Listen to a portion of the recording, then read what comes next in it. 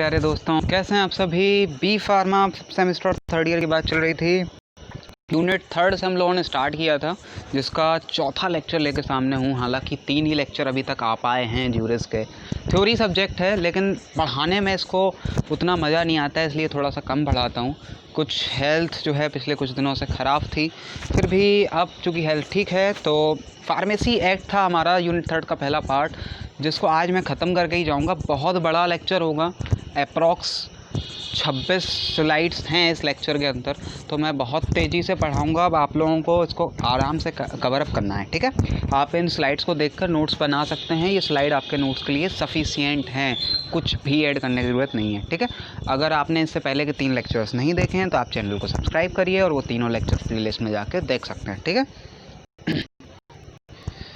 तो एसपीसी की बात चल रही थी हमारी। आपने अगर पिछला लेक्चर देखा होगा तो आपको ये चीज़ें समझ में आएंगी कि मैंने स्टार्ट कहाँ से किया है। एसपीसी स्टेट फार्मेसी काउंसिल की बात चल रही थी, जिसका कंपोजिशन हमारा हो गया था। आज हम लोग उसी के वर्क्स में इंस्पेक्शन की बात करेंगे, ठीक है। तो द स्टेट काउंसिल जो होती है, एसपीसी जो होती है, state pharmacy council, inspectors having the qualification as per the act. तो उसमें क्वालिफ़िकेशन को चूज़ की जाती हैं इंस्पेक्टर्स की, जो कि एक्ट में दी हुई हैं। और उनकी पावर्स क्या क्या होती हैं। Inspect any premises where drug are compounded and dispense. जहाँ ड्रग बनाई जा रही है और डिस्पेंस की जा रही है और कंपाउंड की जा रही है, वहाँ वो देख सकते हैं कि यहाँ सारी सुविधाएँ हैं कि नहीं हैं। Inquire whether the person engaged in dispensing is a registered pharmacist और नॉट। जो डिस्पेंसिंग कर रहा है वो एक फार्मासिस्ट है या नहीं है, क्योंकि अगर वो फार्मासिस्ट नहीं है तो ये इलीगल है। Institute prosecution under the order of EC of the state council. Other essential power, और भी कुछ पावर्स हैं। अभी हम लोग पढ़ रहे हैं, आपने हमारे पिछले तीनों लेक्चर्स में देखा होगा कि पहले मैं आपको पढ़ाता हूँ शॉर्ट में और फिर पढ़ाता हूँ डिटेल में। तो ये हो गया शॉर्ट। अब आगे चलते हैं हम लोग डिटेल पे। तो पहले शॉर्ट देखेंगे, यहाँ भी वही फॉलो करेंगे, पहले शॉर्ट फिर डिटेल। इसीलिए मैं बोलता हूँ कि पहले वीडियो देख लीजिए, फिर आप वीडियो से आराम से नोट्स बना लीजिए, ठीक है। ये देखिए, अब आगे detail. A state pharmacy council with permission of the government may appoint inspector with a prescribe qualification under section 26A that is important for your GPAT exam to inspect any premises where drugs are compounded or dispensed, inquiry in qualification of person engaged in personal activity, investigate complaint in writing and institute prosecution in consultation with SPC। जो चीज़ें ऊपर बताई हैं वही लगभग चीज़ें लिखी हुई हैं, 1-2 चीज़ें बस ऐड हुई हैं, वो आप देख लीजिएगा। केवल सेक्शन यहाँ इंपॉर्टेंट है, इसको आप अंडरलाइन कर लीजिएगा। और अगर आप जीपैट के लिए तैयारी कर रहे हैं तो उस डायरी में अपने उस नोटबुक में, उस नोट्स में इसको डिटेल कर लीजिएगा, ठीक है। नेक्स्ट, रजिस्ट्रेशन ऑफ फार्मासिस्ट का रजिस्ट्रेशन अभी आपको भी करना है, इसीलिए आप ज्यूरिस को और ये सारी चीज़ें कहीं ना कहीं सभी लोगों को आगे कुछ ना कुछ करना होगा। तो वो करने की परमिशन और करने की प्रोसेस जो है वो ज्यूरिस के अंदर आती है। इसलिए ज्यूरिस को इंटरेस्ट से पढ़िएगा, ऐसे मत पढ़िएगा कि एज अ सब्जेक्ट इसको रट्टा मान लो, थ्योरी सब्जेक्ट है, रट के चले जाओ, एग्ज़ाम में लिखो और भूल जाओ। आप इसको ऐसे पढ़िएगा कि ये लाइफ टाइम आपके दिमाग में रहे, चीज़ें ट्रिक्स के साथ। देखिए, मुझे ज्यूरिस जो है इस तरह से मैं पढ़ा भी रहा हूँ कि आपको इंटरेस्ट आए, ठीक है। तो preparation and maintenance of register, पहली चीज़ तो उसको एक रजिस्टर बनाना पड़ता है। एसपीसी को मैंने वहाँ ऊपर भी बताया हुआ था पिछले लेक्चर के अंदर, अगर आपने नहीं देखा है तो आप देख सकते हैं प्लेलिस्ट में जाके। The register shall include the following particulars name, कि क्या क्या होना चाहिए उसमें। फुल नेम होना चाहिए, उसका एड्रेस होना चाहिए जो फार्मासिस्ट है उसका, date of first admission to the register, means उसने किस दिन अपना एडमिशन लिया था रजिस्टर के अंदर, मीन्स किस दिन उसने अप्लाई किया था या किस दिन उसे रजिस्ट्रेशन मिला था, वो डेट होनी चाहिए। उसकी क्वालिफ़िकेशन क्या है वो होना चाहिए, ठीक है, कि वो डी फॉर्म करके आ रहा है या बी फॉर्म करके आ रहा है, चूँकि ये दोनों सही फार्मासिस्ट बनते हैं। हिज प्रोफेशनल एड्रेस, वो अभी प्रोफेशनल एड्रेस क्या है उसका। And if he is employed by any person the name of such person, और अगर वो कहीं जॉब कर रहा है तो उसका भी यहाँ डिटेल होनी चाहिए। सच further particulars as may B prescribed, और भी कुछ चीज़ें होती हैं इनके अलावा, ठीक है। अब हाँ, हम लोग डिटेल पढ़ेंगे, पहले शॉर्ट फिर डिटेल। ये मेरा जो है इस तरह से पढ़ाने का है कि पहले आप उसका स्मरणीय बिंदु आपको दे दिए जाएँ, मेमोराइजिंग पॉइंट दे दिए जाएँ, इंपॉर्टेंट पॉइंट दे दिए जाएँ और फिर उसको डीपली में पढ़ा दिया जाए, ठीक है, जिससे आपको समझ में आ जाए। 3 रजिस्टर बनते हैं, एक नहीं बनता है। पहला फर्स्ट रजिस्टर ऑफ फार्मासिस्ट जो immediately after independence until SPC was constitute, तब बन गया था। दूसरा subsequent register during the period of implementation of pharmacy act and framing of education registration. तो पहला रजिस्ट्रेशन जो रजिस्टर बना था वो तुरंत ही बन गया था इंडिपेंडेंस के बाद। दूसरा ईआर के लगते टाइम और फार्मेसी एक्ट बनते टाइम, मैंने आपको पहले लेक्चर में बताया था कि फार्मेसी एक्ट कब आया था, कब बिल में आया था। मैंने आपको वहाँ CAB और CAA का आपको एग्जाम्पल भी दिया था जो करेंट था, उससे आपको समझ में भी आया था किस दिन ये लागू हुआ था। मैंने वो डेट भी बताई थी आपको शायद याद होगी, ठीक है। तो रेगुलर रजिस्टर और आफ्टर एजुकेशन रेगुलेशन ER के बाद अब जो चलता है वो चलता है रेगुलेशन रजिस्टर, ठीक है, जो रेगुलर बिल्कुल चल रहा है। अब हम लोग इनको बारी बारी से पढ़ेंगे। तो first register of pharmacist, immediately after independence there was storage of pharmacist to run the hospitals and drug store. देखिए अंग्रेज तो भाग गए थे, अब हमें अपने यहाँ का सिस्टम खुद चलाना था और जब तक फार्मेसी एक्ट नहीं बन जाता तब तक चलाना था। तो ये रजिस्टर बनाया गया और फार्मासिस्ट के उसमें नाम नोट किए गए, ठीक है। Due to squatic condition prevailing then, the state governments were asked to appoint registration tribunal of 3 members, of which one shall act as a secretary cum treasurer. In many states, this registration tribunal consisted of professional and judiciary persons. The registration tribunal fixed last date for submitting application for registration as pharmacist, provided that she fulfilled following qualification, ठीक है। तो तब उस time पे जब चूँकि इन लोगों के पास कोई डाटा तो था नहीं, हम लोगों के पास जो डाटा था वो अंग्रेज़ों के पास था, तो तुरंत जो है स्टेट से कह के 3 मेंबर्स की एक कमेटी बनाई गई जो यहाँ डिटेल में दी हुई है कि उसमें एक सेक्रेटरी था, एक ट्रेजरर था, इस तरह से एक कमेटी बनाई गई और तुरंत के तुरंत बोला गया कि हमारे स्टेट के अंदर, हमारे भारत देश के अंदर जितने भी फार्मासिस्ट हैं वो अपनी क्वालिफ़िकेशन लेके तैयार हों, अपने आके बताएं कि मैं फार्मासिस्ट हूँ, तो आपकी जो शॉर्टेज है हमारे देश में वो आपको नौकरी मिल जाए और हमारे देश की वो शॉर्टेज पूरी हो जाए, ठीक है। अब क्या क्वालिफ़िकेशन होनी चाहिए वो बताता हूँ। ये लीजिए, ये लिखिए, मिनिमम एज ऑफ 18 साल की होनी चाहिए। इफ़ ही होल्ड्स डिग्री या डिप्लोमा, या तो उसके पास डिग्री होनी चाहिए या डिप्लोमा इन फार्मेसी और फार्मास्यूटिकल केमिस्ट्री और an approved chemist and druggist diploma issued by any state government और a prescribe qualification granted by an authority outside India. आपको या तो भारत में ये चीज़ें होनी चाहिए या भारत के बाहर, ठीक है। A graduate in any discipline with an minimum of 3 years experience in compounding and dispensing in a hospital और dispensing at any other places where drugs are regularly dispense on prescriptions by medical practitioner, ठीक है। तो ये चीज़ें आपको वैसे समझ में आ गई होंगी, बेसिक सी चीज़ें हैं, समझाने की ज़रूरत नहीं है। और देख लीजिए, a person who has passed examination recognized as adequate by the state government for compounders or dispenser, ये एक एग्ज़ाम निकलता था, उसको पास किया हो या तो। a person with minimum of 5 years experience in compounding or dispensing in a hospital or dispensary on prescription of medical practitioner, या फिर उसके पास एक ऐसा एक्सपीरियंस हो कम से कम 5 साल का, ठीक है, तब वो फार्मासिस्ट के लिए रजिस्ट्रेशन के लिए एप्लीकेबल है, तब वो एप्लीकेशन दे सकता है। आज भी देखिए कुछ कुछ ऐसी चीज़ें ही चलती हैं, इसलिए इसको इंटरेस्ट से पढ़िएगा, ठीक है। कि अगर आपसे कोई पूछ ले कि आप फार्मासिस्ट बन गए हैं, मान लीजिए B फार्मा आपका कंप्लीट हो जाए और फिर आपको ये चीज़ पूछ ले, तो आप कम से कम उसको ये चीज़ें बता सकें और वो कहे कि नॉलेज है, वरना पता चले आपने ऐसे ही याद कर लिया, कुछ भी रट्टू मार मूर के निकाल लिए किसी तरह से B फार्मा और फिर जब खड़े हुए तो कुछ नहीं बोल पाए तो लोग ऑनर नहीं देते, रिस्पेक्ट बिल्कुल नहीं देते। After receipt of application the registration tribunal scrutinized the same and directed secretary to enter the name of eligible candidate in register as pharmacist। तो पहले उनका रजिस्ट्रेशन हो गया और फिर उनका फार्मासिस्ट के लिए रजिस्टर में नाम लिख गया, ठीक है। एनी पर्सन एग्रीव्ड और not satisfied with the decision of registration tribunal was given 60 days time to appeal a special appellate authority constituted for this purpose by the state government, and the decision of appellate authority was final and binding after the formulation SPC the registered was handed over to it। अगर कोई person जो है वो इन चीज़ों से satisfy नहीं है तो उसको 60 डेज़ का टाइम दिया गया था कि आप एक अपनी अपील कर सकते हैं, अपील करने के बाद उस पर सुनवाई होगी। ऐसा नहीं है कि आपको अगर एक बार कुछ हो गया तो फिर वो वैसा ही पड़ा रहेगा, ठीक है। सेकेंड सेकेंड रजिस्टर की बात करते हैं, पहले रजिस्टर के लिए काफ़ी बता देता था। सब्सिक्वेंट रजिस्टर की बात करें तो for the interim period until education regulation were in force in the state, तो जब तक एजुकेशन रेगुलेशन नहीं हुआ था, the name of eligible candidates were include in the register of pharmacist on fulfilling the following criteria कि minimum age होनी चाहिए उसकी 18 year, a person satisfying conditions prescribe with the prior approval of the central councillor, condition entitling a person to have his name entered on the first register provided he is a person with matriculate qualification who is a registered pharmacist in another state। चलिए पहले इसको मैं पूरा आपको बता देता हूँ।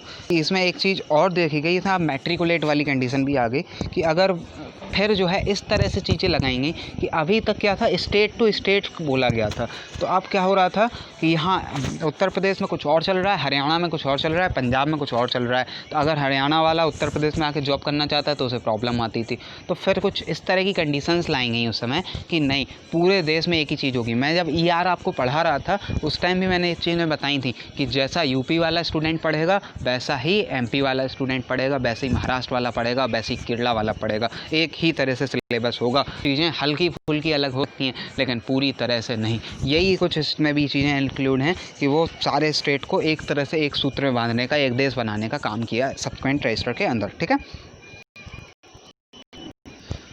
Next regular register after implementation of ER, जब ER लग गया, अभी तो ER लग रहा था, अब ER लग गया। Frame by the pharmacy council of India PCI only a diploma in pharmacy holder of an institution approved by PCI। जैसे आप वो इंस्टीट्यूशन जो PCI से अप्रूव्ड है, वो डिप्लोमा वहाँ से अगर आपने किया है, who has undergone practical training of 500 hours after completion of D pharma के बाद 500 घंटे की ट्रेनिंग भी, course is only eligible for registration as pharmacist. Pharmacist के लिए क्या होना चाहिए, उसे एक PCI अप्रूव्ड कॉलेज से डिप्लोमा इन फार्मेसी होना चाहिए और 500 आवर्स की ट्रेनिंग होनी चाहिए, प्रैक्टिकल ट्रेनिंग, ठीक है, इसीलिए प्रैक्टिकल्स कराए जाते हैं। There were 2 major amendments to the pharmacy act, 2 इसमें अमेंडमेंट भी जोड़े गए, एक 1948 में for the purpose of registration of pharmacist and 1959 में भी और 1976 में भी। ये 3 अमेंडमेंट हुए, कुल लगभग 2 हुए। पहला 1948 में तो वो बना ही था, ठीक है। According to the amendment to the Act in 1959, the first register was once again open for consideration of following categories of people for the purpose of registration as pharmacist। तो क्या किया गया, फर्स्ट रजिस्टर तब कब तक था, मैंने अभी आपको पढ़ाया कि वो एट टाइम ऑफ इंडिपेंडेंस के बाद, जब तक ER नहीं गया, जब तक फार्मेसी एक्ट नहीं बन गया, तब तक के लिए लागू किया गया था। लेकिन फिर क्या किया गया, अमेंडमेंट आने के बाद उसको फिर से ओपन किया गया। क्यों, the person who are displaced as a result of partition of country from erstwhile territory of India which is a part of Pakistan and who were carrying on the business or profession of pharmacy as their principal means of livelihood on or before 4th March 1948, यहाँ वो pharmacy act बना था, याद है ना, and satisfy the condition for inclusion in the first resistor for pharmacist. तो अब क्या हुआ था, आपको एक चीज़ पता है, 1947 में जो हमारा देश आज़ाद हुआ था तो पार्टीशन हो गया था देश का, तो कुछ लोग डिस्प्लेस्ड हो गए थे, मींस जो रिलीजियस माइनॉरिटीज़ थे पाकिस्तान के अंदर, वो वहाँ से डिस्प्लेस होके भारत आ गए थे कि नहीं, हम लोग जो है भारत को ही चुनेंगे, हम लोग पाकिस्तान में नहीं रहेंगे। तो उन लोगों के लिए ये रजिस्टर खोला गया था कि इन लोगों की डिटेल भी फिर से देख ली जाए। फिर the citizen of India who have been carrying on the business or profession of pharmacy in any country outside India provided they are qualified for registration in first register। तो जो बाहर, अगर मान लीजिए कोई फार्मासिस्ट है जो मान लीजिए भारत में पढ़ के गया या और बाहर जॉब करने लगा, या बाहर से पढ़ के आ गया या बाहर चला गया और वहाँ पढ़ के वहाँ जॉब करने लगा, तो उसको भी यहाँ पे इंक्लूड किया गया। The person who registered in area which has become a territory of India and they satisfy the condition for registration in pharmacy first resistor, जो टेरिटरी एरिया में रहे तो उनके लिए भी फर्स्ट रजिस्टर को ओपन किया गया। The persons belong to an area which has become part of other state as a result of state reorganisation on 1 November 1956। Even though the first registration in such a state was closed, the persons in this category were enrolled as a pharmacist in first register provided they have fulfilled the criteria laid down for enrollment in the first register। देखिए 1956 में क्या हुआ था, state को फिर से जो है रीऑर्गेनाइज़ किया गया था, ठीक है। रीऑर्गेनाइज़ करने में कुछ लोग छूट गए थे, अब ये बताइए कि अगर आपके साथ ऐसी कोई कंडीशन हो जाती है तो फिर आपका भी तो एक हक है अपनी बात कहने का, तो लोगों ने कहा होगा। तो इसको भी इस चीज़ में इंक्लूड किया गया कि भैया कुछ लोग ऐसे जगह के भी हैं, ऐसे स्टेट के भी हैं जो छूट गए हैं, तो इन लोगों को भी यहाँ ऐड किया जाए, माने कोई भी छूटे, ठीक है। फिर a person who has not responded to the call of registration in first registration even though he she was qualified to be registered due to ignorance और any other reason was once again given one time opportunity for the registration. मान लीजिए कि आज आपके exam हैं, भगवान ना करे आपका एक्सीडेंट हो जाए, भैया केवल एग्जाम्पल, भगवान ना करे, तो ऐसा तो है नहीं कि फिर आप मेडिकल लगाएं फिर दोबारा एग्ज़ाम ना हो पाएँ, ठीक है। ऐसे ही उस समय मान लीजिए हुआ होगा कि एग्ज़ाम, मान लीजिए रजिस्ट्रेशन के लिए कॉल किया गया और लोगों को पता नहीं लग पाया, उस समय भैया इतना फ़ोन नहीं चलते थे, इतना गूगल नहीं चलता था जितना आज के टाइम चल रहा, तो फिर से उन लोगों को एक अपॉर्चुनिटी दी गई कि अगर आपको तब भूल हो गई हो या तब आपका कुछ ट्रेजेडी हो गई हो या तब आप बता नहीं पाए हो, तो फिर से आप एक बार मौका मिलेगा। The amendment to the pharmacy act 1976 had considered following categories of people for registration as pharmacist. फिर एक और अमेंडमेंट हुआ, अब इसमें देखते हैं क्या हुआ। The displaced person as a result of Bangladesh war or from Sri Lanka, Burma and Uganda or any other country between 14 April 1957 and 25th March 1971, provided they were carrying on business or profession of pharmacy as their principal means of livelihood for a period of not less than 5 years. This clause was also applicable to the persons affected by Goa liberation movement who were practicing pharmacy as per requirement in first register. अगर कोई person जो है वो as a pharmacist था और वो जब बांग्लादेश से, जो हम लोगों का बांग्लादेश वाला युद्ध हुआ था, श्रीलंका वाला हुआ था, बर्मा से भी हुआ था, युगांडा से भी हुआ था, तो इन माने वार के टाइम पे अगर इन कंट्रीज़ से, जैसे बांग्लादेश वाला तो युद्ध हुआ ही था, बाकी से भी कभी कभी छोटी छोटी चीज़ें हो जाती थी, कुछ लोग डिस्प्लेस्ड होकर आ जाते थे, तो इन लोगों के साथ भी कोई भेदभाव ना हो, अगर कोई हमारे यहाँ आ गया हो तो उसके साथ भेदभाव ना हो, इसलिए ये चीज़ें करेंगे, ठीक है। तो ये अमेंडमेंट करके इन लोगों को भी यहाँ इंक्लूड कर लिया गया। The person identified to the provision for the DC act 1940 as qualified person until 31st December 1969 who were professing pharmacy were also considered for registration as pharmacist। तो इन लोगों को भी यहाँ इंक्लूड किया गया। ये बेसिक सी बातें थी, इनको आप लिख लीजिएगा। देखिए मुझे जितना समझाना था मैंने बहुत अच्छे से समझाया अपने तरीके से, तो ठीक है, आपको हिंदी में भी बता दिया, इंग्लिश में भी बता दिया। अब आगे बढ़ते हैं। Special provision for registration of certain persons, ठीक है, कुछ स्पेशल प्रोविज़न्स की बात कर लेते हैं। Notwithstanding anything contained in section 32, SPC may also permit to enter on the register the name of displaced person who have been carrying on the business or profession of pharmacy as their principal means of livelihood from a date prior to the 4th day of March। ये वही चीज़ें हैं, बस इसको एक special provision के लिए इसलिए लिखा गया है क्योंकि ये बाद में अमेंडमेंट किए गए थे स्पेशली, इसलिए। The name of citizens of India who have been carrying on the business of profession of pharmacy in any country outside India and who satisfy the condition for registration as set out in section 31। जो ये सारी condition follow कर रहा है भारत का, लेकिन business बाहर कर रहा है, प्रोफेशन बाहर कर रहा है। The name of persons who resided in an area which has subsequent become a territory of India and who satisfy the condition for registration as set out in section 31। Section 31 के अंदर ही ये सारी चीज़ें थी, तो सेक्शन 31 को अगर वो फॉलो कर रहा है और इन सारी चीज़ों से है तो ये एक स्पेशल प्रोविज़न था। तो ये एक क्वेश्चन अलग से बन सकता है, वहाँ तो मैंने पढ़ा ही दिया, ये अलग से मैं यहाँ इसलिए ले आया क्योंकि मैं भी कोई 5 नंबर में अगर अलग से इस क्वेश्चन को पूछ लिया जाए तो आपको इसका आंसर पता हो। These amendments were necessity on humanitarian grounds and to attend to genuine difficulty in preparing the first register. However, as on today, the registration of pharmacists is strictly for diploma or degree in pharmacy holders for an institution approved by PCI। आज के time पे यही चलता है, जो last लाइनें बताई मैंने 2 लाइनें आपको। पहले के टाइम पे जो चीज़ें थी वो इसलिए की गई थी, अमेंडमेंट इसलिए किए गए थे कि किसी के साथ भी भेदभाव ना हो सके, और मैंने आपको ये चीज़ें पहले से क्लियर की कि किन किन के साथ, जो डिस्प्लेस्ड पर्सन थे। डिस्प्लेस्ड पर्सन की डेफिनेशन मैंने आपको पहले लेक्चर के अंदर दी थी, अगर आपने वो लेक्चर नहीं देखा है तो आप जाकर देख सकते हैं। The SPC maintains up to date register of pharmacist after collection of required fees including following information, ठीक है। आज के टाइम पे ये सारी चीज़ें ऐड की जानी चाहिए जो यहाँ लिखी हुई हैं, full name of pharmacist, date of registration जो मैंने पहले बताया आपको।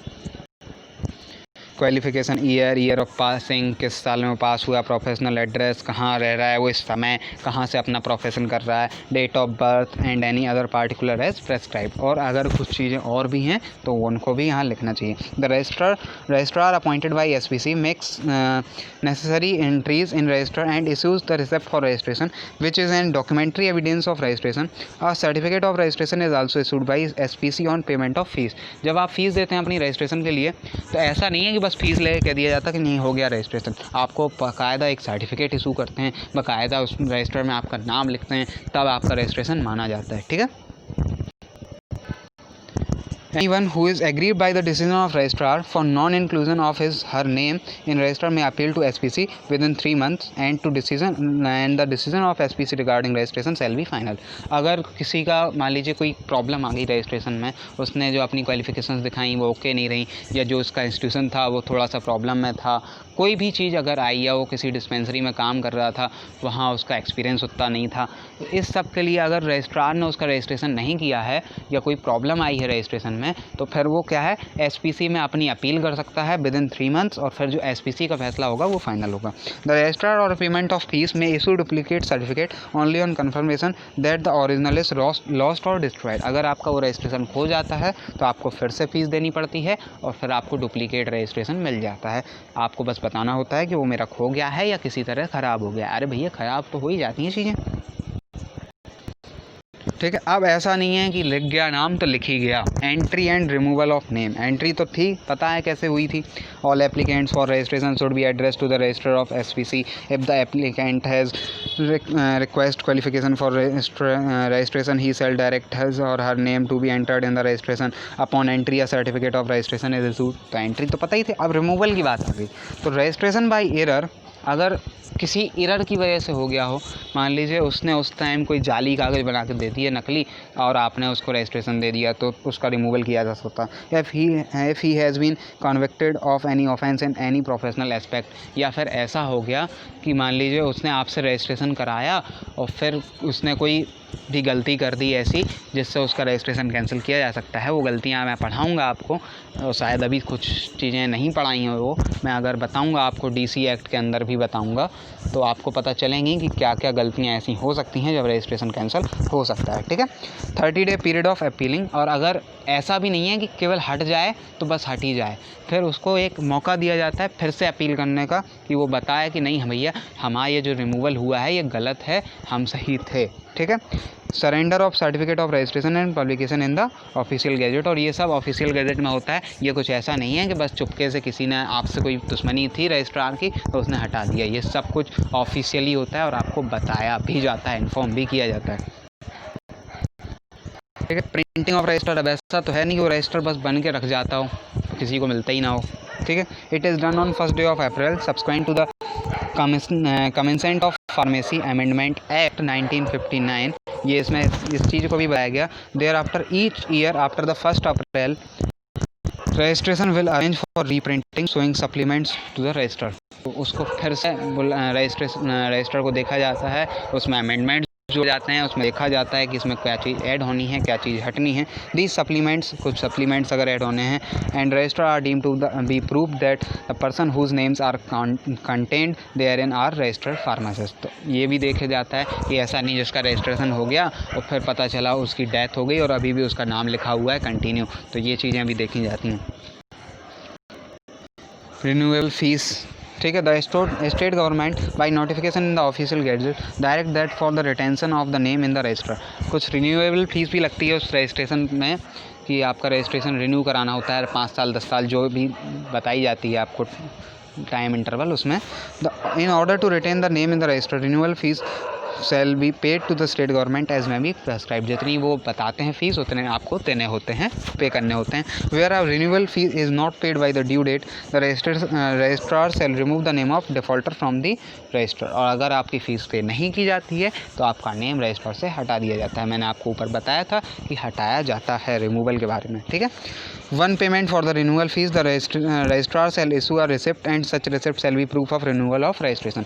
और इसके लिए कोई अलग से सर्टिफिकेट नहीं मिलता, आप जैसे ही अपनी फ़ीस पेमेंट करेंगे रजिस्ट्रार आपको एक रिसिप्ट देगा और रिसिप्ट रहती है आपका प्रूफ। ठीक है। अब आखिरी टॉपिक बचा है ऑफेंसेस एंड पेनाल्टीज़। ठीक है, फार्मेसी एक्ट ख़त्म हो जाएगा इस टॉपिक को पढ़ाने के बाद। मैंने बोला था कि आज ही एक बड़ा लेक्चर लेके ख़त्म कर दूंगा मैं इस पूरे टॉपिक को।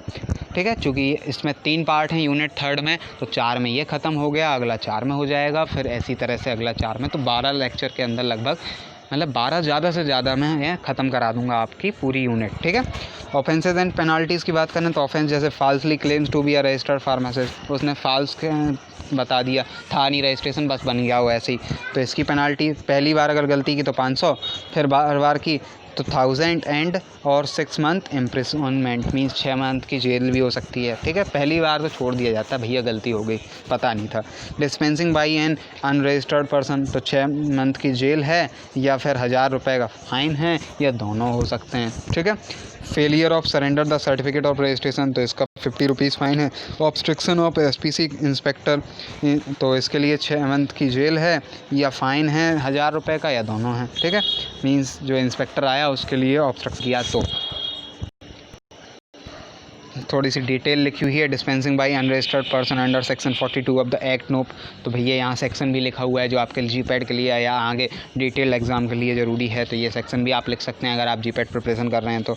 No person other than a registered pharmacist sell compound prepare mix और dispense any medicine on the prescription of a medical prescriptioner. ठीक है, तो मेडिकल प्रैक्टिशनर ने भी दिया है अगर प्रेस्क्रिप्शन, उसके बाद भी जब तक वो फार्मासिस्ट नहीं है तब तक वो मेडिसिन नहीं दे सकता, डिस्पेंसिंग नहीं कर सकता। ठीक है, प्रिपेयर नहीं कर सकता, मिक्स नहीं कर सकता।